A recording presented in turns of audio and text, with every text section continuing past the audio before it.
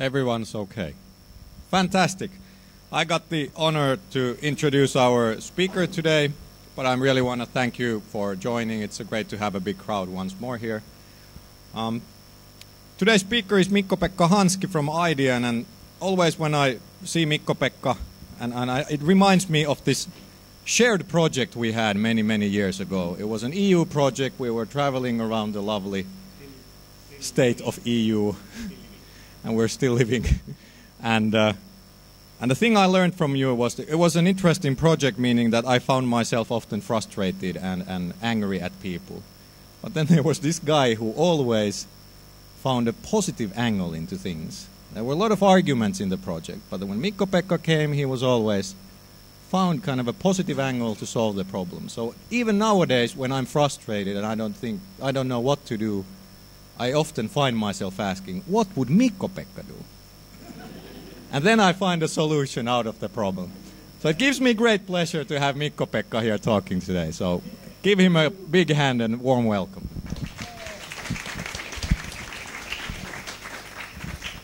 Yeah.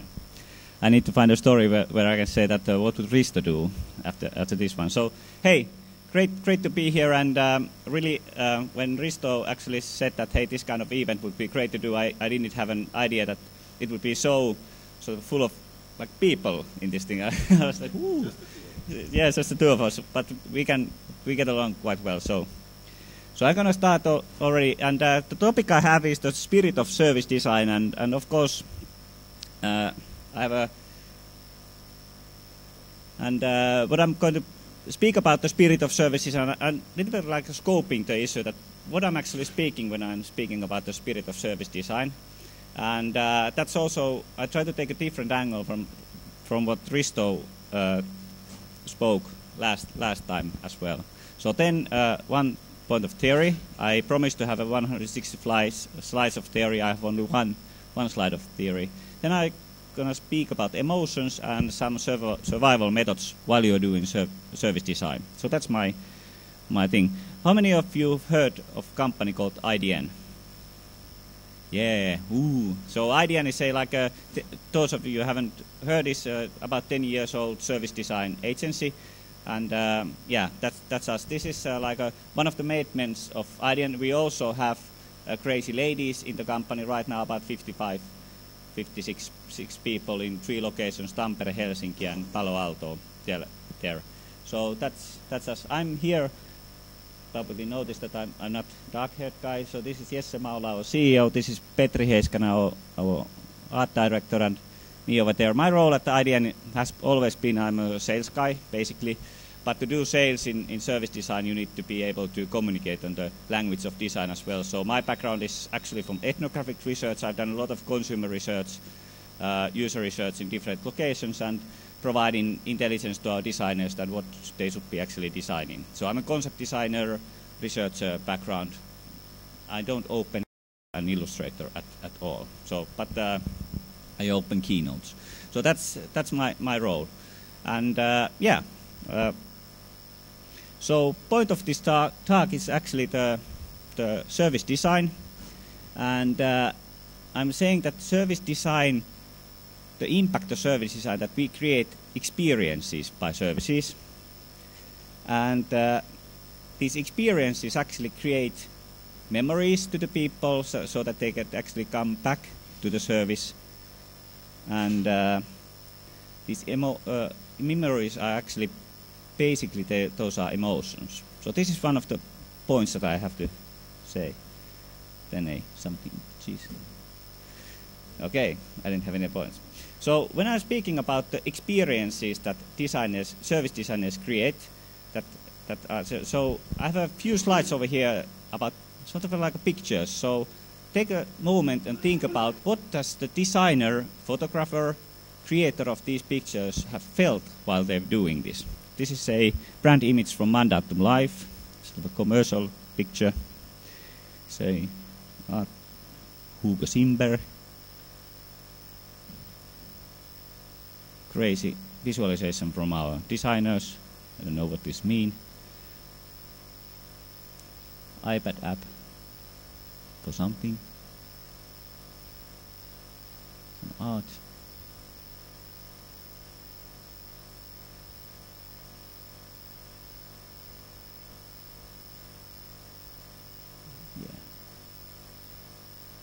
pretty obvious that everyone who has created something like this needs to feel something. So my point in this presentation really is that to design something, service designers need to make decisions.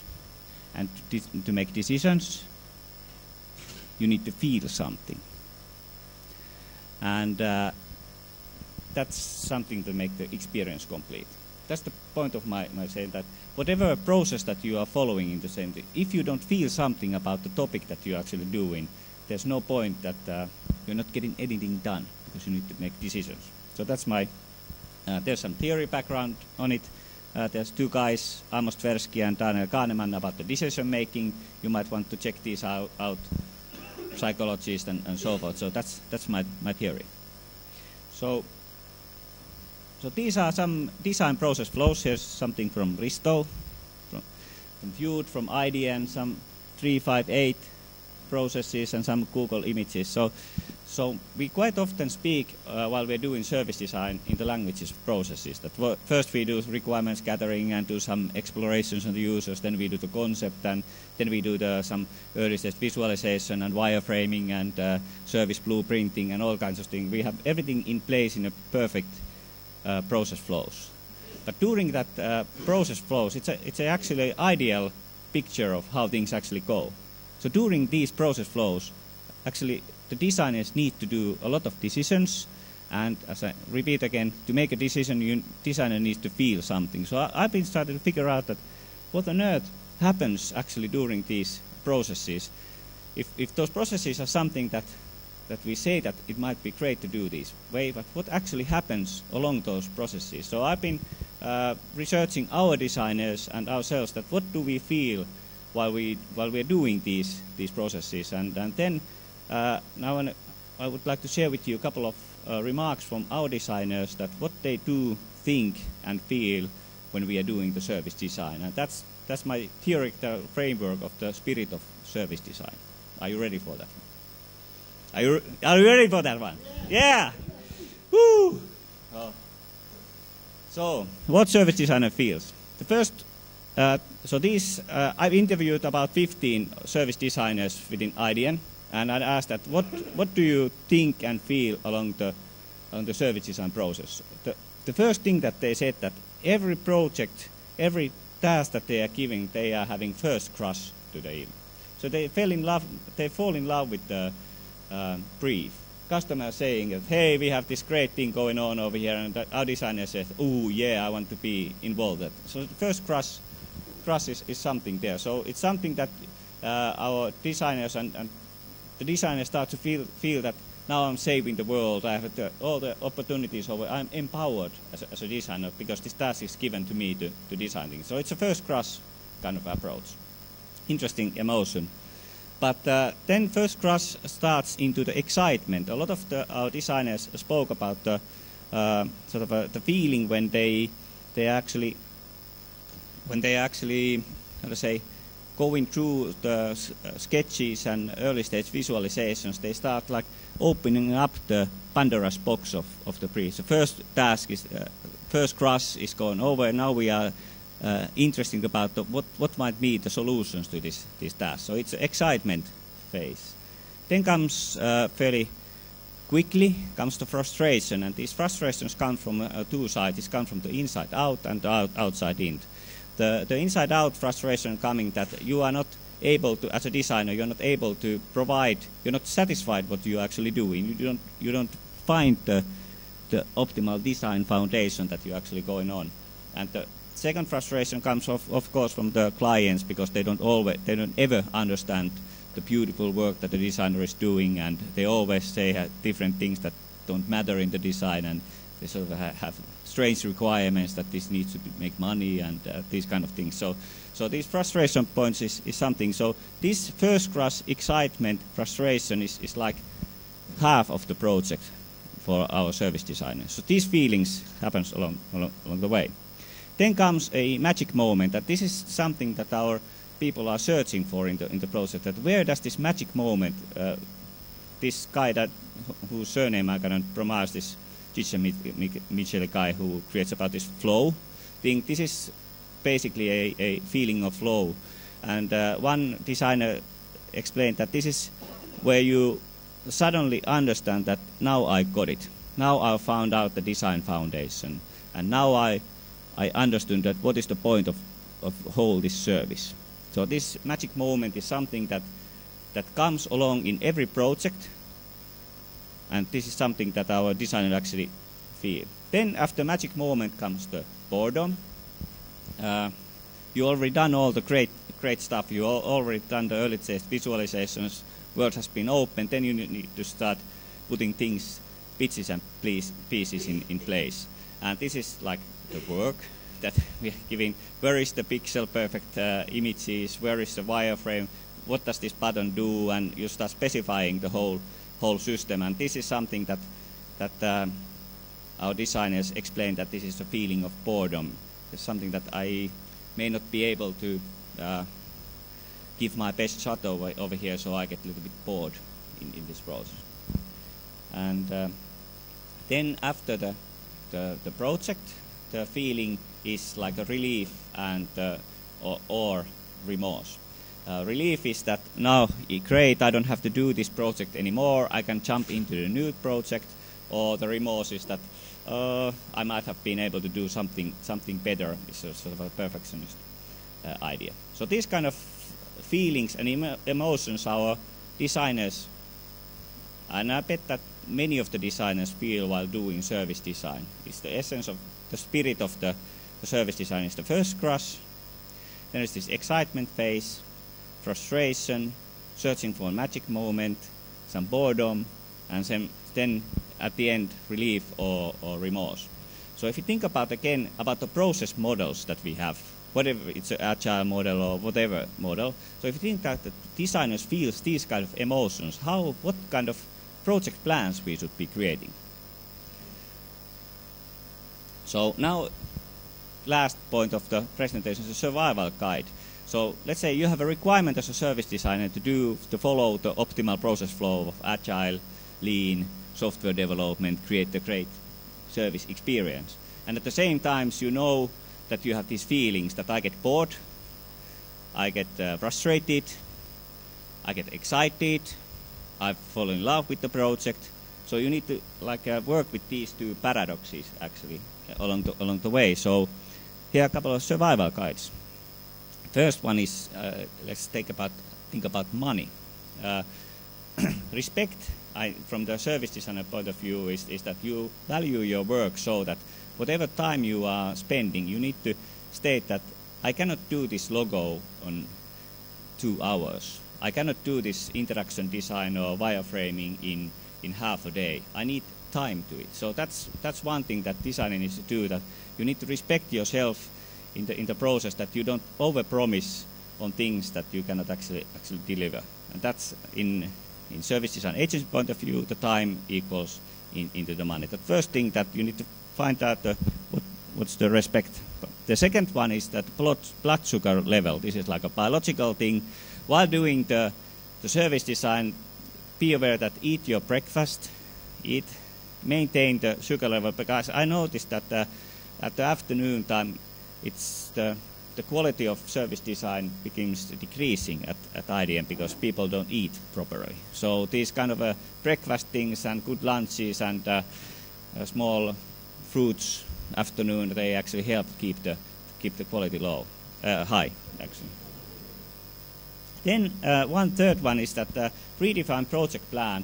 As a service designer, as an actor of the process, I encourage you to think about the project plan that if I feel like excited, frustrated, bored, and relieved in the projects, what kind of project plan we should be actually creating? It's something that might be that you should be creating a meta project plan, so that this is the project plan of the project, but this is my project plan on how I'm going to do it. And I also encourage you to think about within your teams that are creating that you take into account that the emotions while doing the service design, because those emotions affect to your decision making, and the decision making is something that affects to what you're actually delivering in the service design process. And then of course after the project it's good to little bit reflect that what on earth happened in this project, one of the sort of core things on learning to the service designers a little bit go back into the project. We at Idean do about 100 projects annually, and there's a lot of activities going on over here. And if you don't sometimes remember what happened in the projects, you don't learn anything. So it's good to reflect your emotions while doing the service design, so you can be a little bit better on handling these emotions. And it's good somehow to take some processes to help you. It isn't necessary. The more important thing is that you know that what you are feeling, because that affects to the end result. So that was my point over here, and I'm open for counter or friendly discussion, however.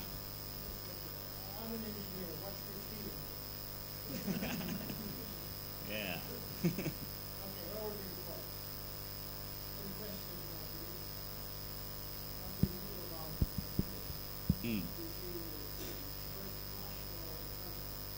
Of frustration. Mikko.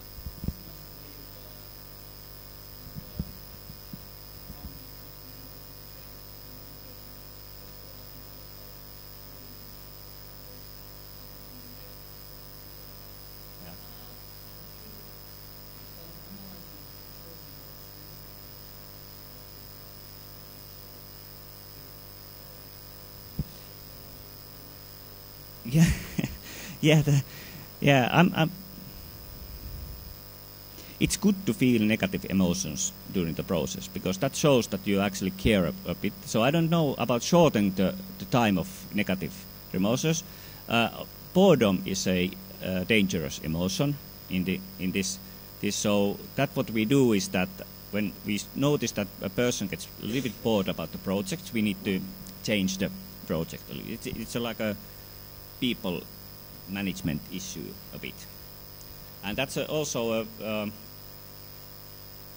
how do I say, during this politely, it's when you are doing startup cases, it might take 1 year or so, and during that 1 year you get a little bit bored. And one reason that people are at Idean is that we have these 100 different projects, so that's like new things coming up, and sort of a variation of tasks is something that is actually a very good thing that people value at Idean. So then again, we would like to have big and long-lasting projects, and there's this boredom thing. So, but it's good to feel like angry in the projects. If customer says that I don't want your design to look like this, and you get like offended, that's great, because then you start thinking that what should I do for the situation? If you don't feel anything, if you don't care at all, then it's like, yeah. So negative emotions are good. I don't know how long it should last, being angry. I don't know, 2 minutes. Yeah. Any other question? Over here.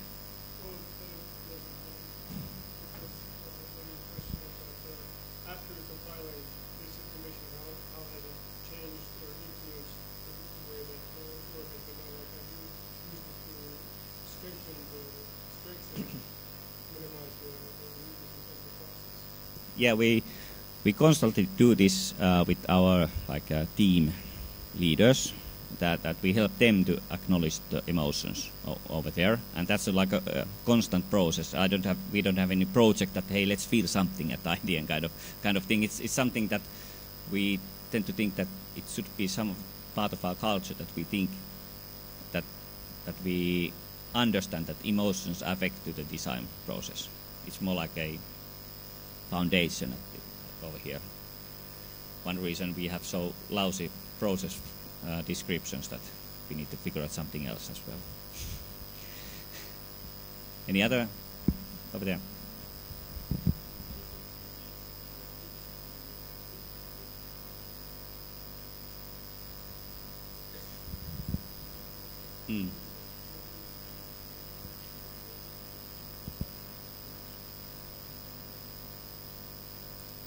Yeah, I think that the level of professionalism in the service design, you can evaluate that how well you can actually manage your emotions, the emotional process that you are in any case going through. And I think that's one thing, that the goodness of the design is of course it's a skill thing to deliver, but the meta knowledge that these people have is that I, as a designer, I understand that I get angry, I get excited in the process, and I accept it, and then work with that kind of thing. It's a lot of like of individual way of doing. So these kind of things, and it's of course, unfortunately, it seems that more experienced designer you are, more you are able to manage your emotions. But the experience is not always related to the age. Yep.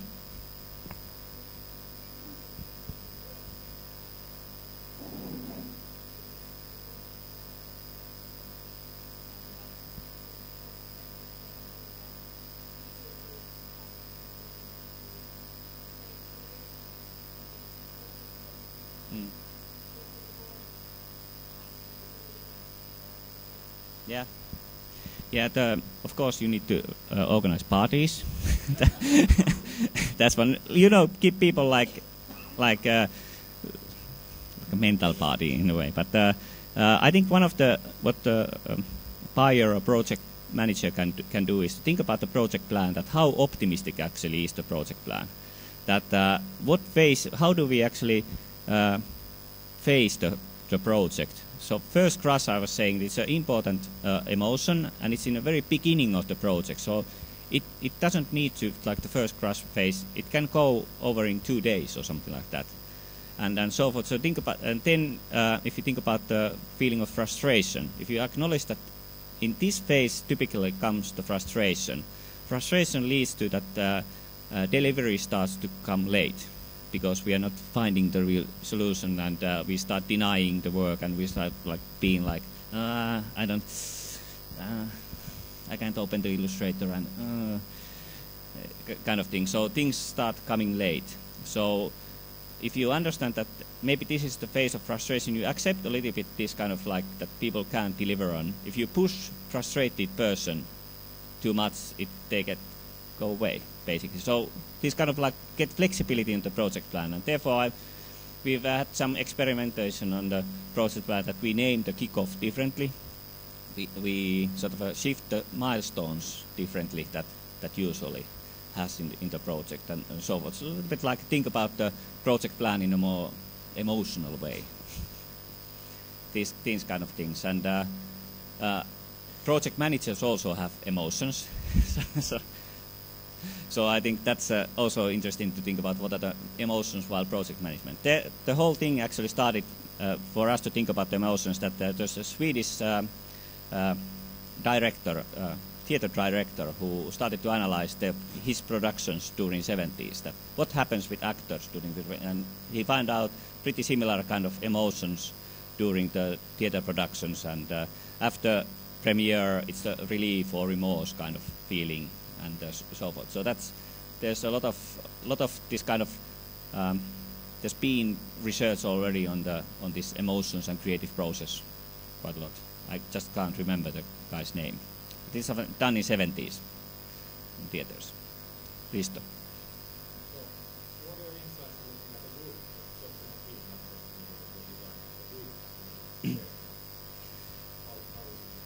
Yeah, it's a really, these things can get very complex, because people, of course, they have individual times and frequencies.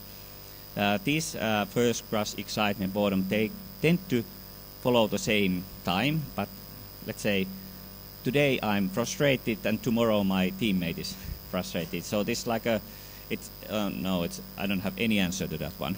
So it's very complex to think about one person's emotions while the process, and it gets really multiplied when you think about the shared emotions. Yeah, not there yet. There.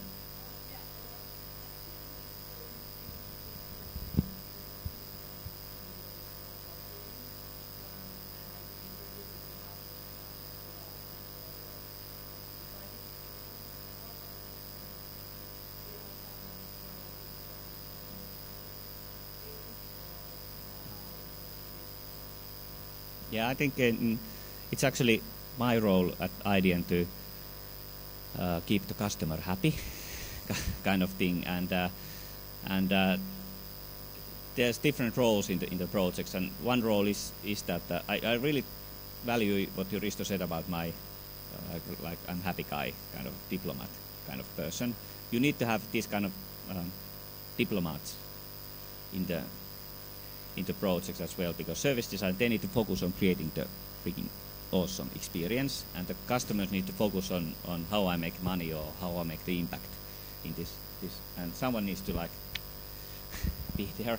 So I have some added value in the process, being a sales guy. So if you have a sales guy or some kind of key account manager or something like that, the good role for that one is that he or she is responsible on managing these things. Project psychology diplomat, yeah.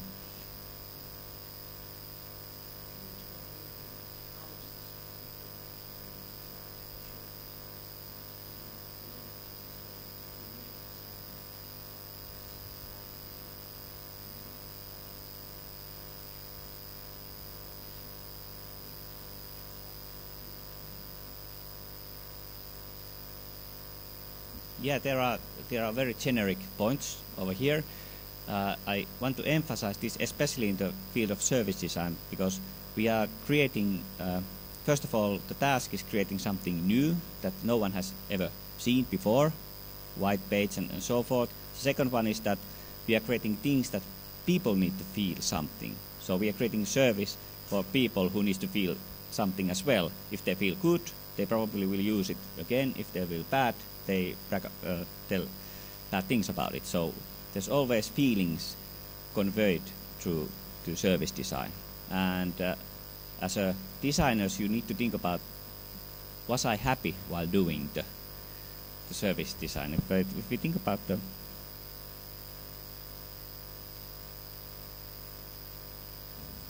this picture, so was our designer happy or sad doing this? It's always, you sort of like, if you really know the person who did this, you can analyze that. What does this person actually felt doing this?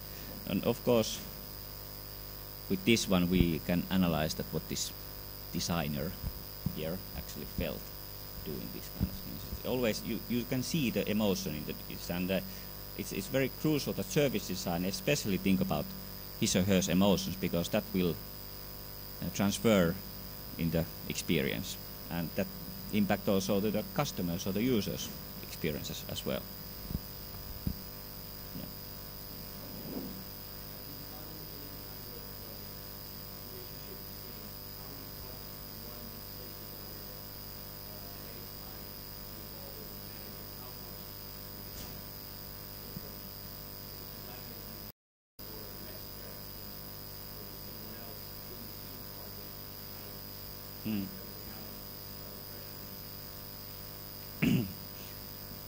I think that service designers are pretty similar folks, kind of from the attitude point of view.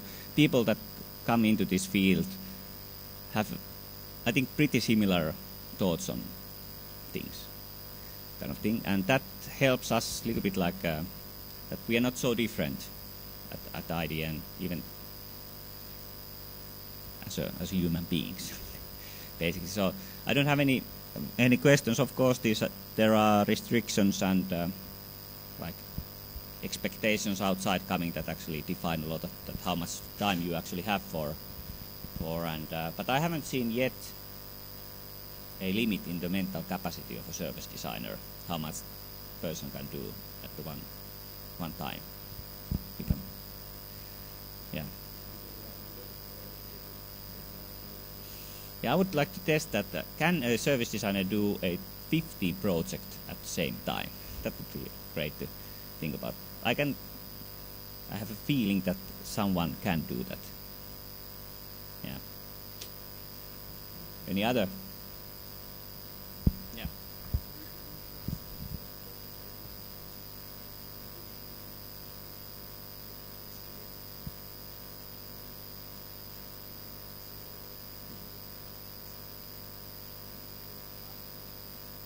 Yeah.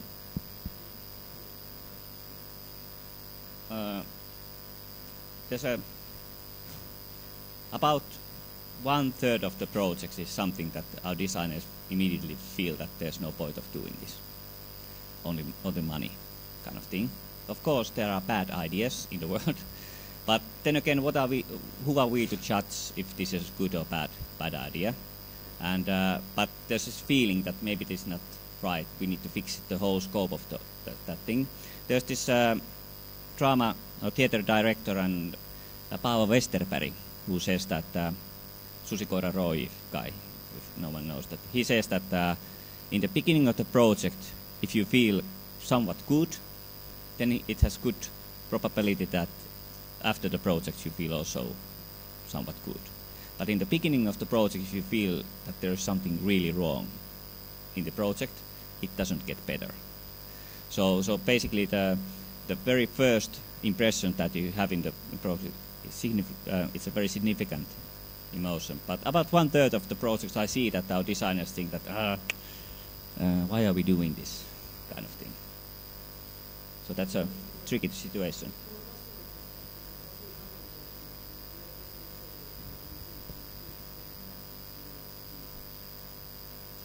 As a sales guy, I always say to the customer that, yeah, you should definitely do the thing. But I think it's also about the integrity of, I don't know, the honesty of our people, that we say what we really think. And that's an interesting moment when in kickoff designer says that no, there's no point of doing this kind of thing. So as a diplomat, I said, go away. No. It's something that you can provoke a discussion there with the client, that what should we ever do. And it comes in the projects where customers say that I would like to this feature over here and this feature over there. It comes in that process where guys and ladies are saying that no, these things, that no more features at all kind of thing. So it's a good that someone states their opinion, because that originates a discussion, and that's one good.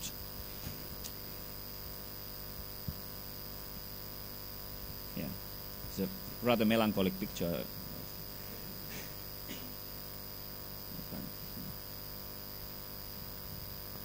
So these are like visualizations from our company, and we try to somehow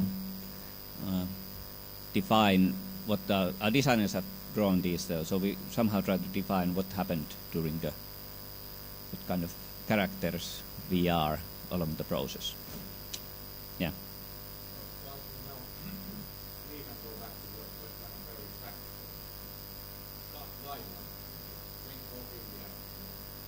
Not probably coffee, more like fruits.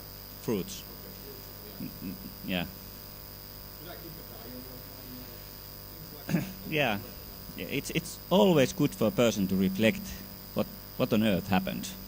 Like you reflect in the very beginning that where are we right now, in the middle that where have we gone, and where are we right now, what happened, and then at the end reflect that what on earth what happened. It doesn't harm anyone. A little bit think it might be a surprising that what happens.